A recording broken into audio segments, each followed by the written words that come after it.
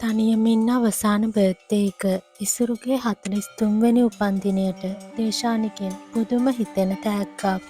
ජනප්‍රිය රංගන ශිල්පී ඉසුරු ලොකුවෙට්ටිආරච්චි සහ දේශානි නෙහාරාගේ ආදර සම්බන්ධය කලා ලෝකයේ ජනප්‍රිය රහසක්.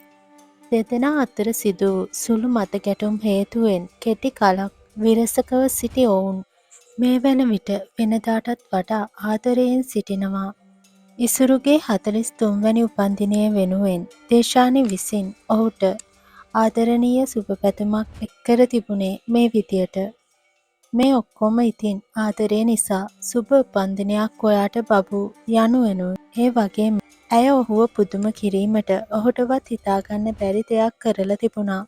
හිරු නාලිකාවේ කොපි චැට් වැඩසටහන මෙහෙයවමින් සිටිය ඉසුරුව පුදුම කිරීමට දේශානි විසින් උපන්දින කේක් එකක් රැගෙන වේදිකාවට පැමිණි අතර පසුව උපන්දින කේක් එක කපා ඉසුරු ඇයට ආදරණීයව කැවූ අතර විශේෂයෙන් ඔහු මෙහිදී දේශානි සමග ලබන වසරේ විවාහ දිවියට එළඹෙන බවට ඉඟියක් දෙමින් තනියම ඉන්න අවසාන බර්ත්ඩේ එක යනුවෙන් පවසා සිටියා.